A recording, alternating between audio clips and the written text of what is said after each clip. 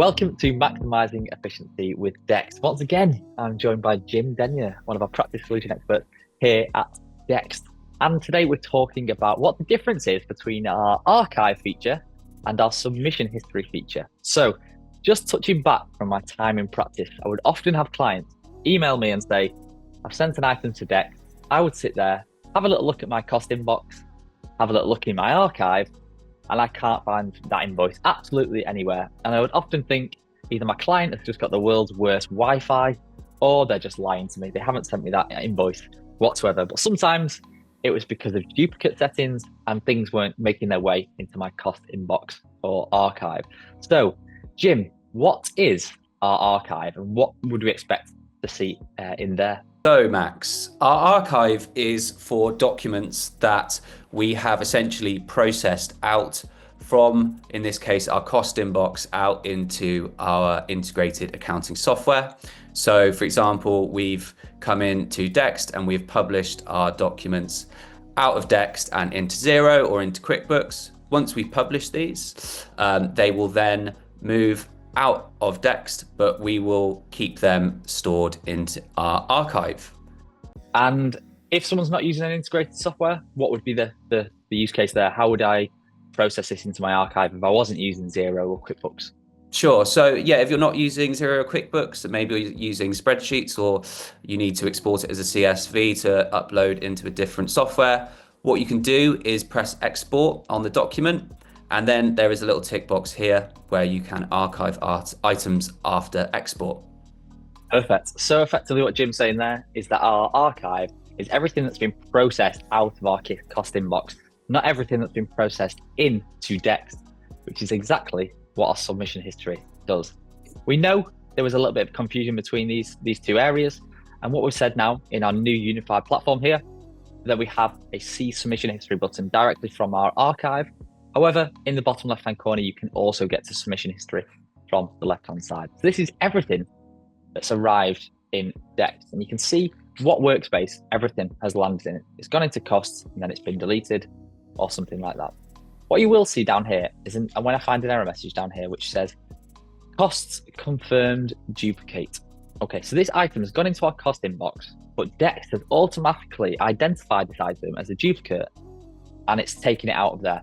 So it's not something that's been processed out of the cost inbox into an accounting solution or into a spreadsheet, hence why it's not gone into our archive. It's effectively being pulled out of the process because we think it is a duplicate.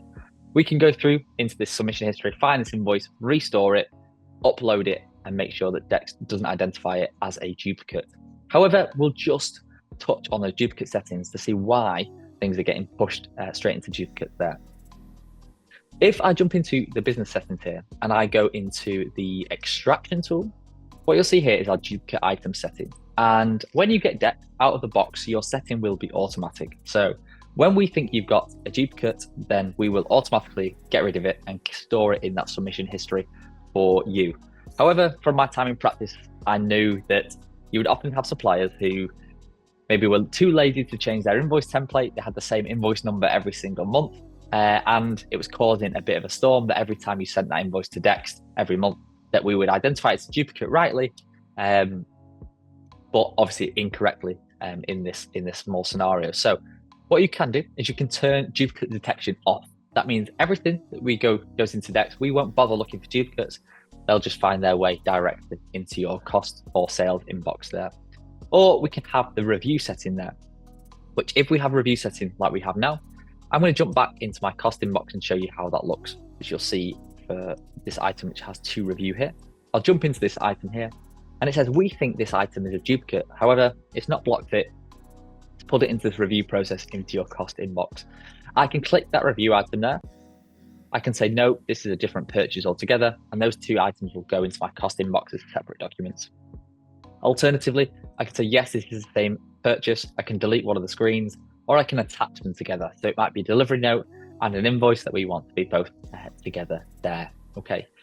If you think, this only applies to one supplier of my clients, for 99% of the clients, for 99% of the suppliers, should I say, we want the automatic detection to be on. But it's just this one supplier who never changes their invoice and they're a real pain in the neck. What we can do for them is we can go into the suppliers list here and say it's, for example, Amazon here. So Amazon always sends me duplicates.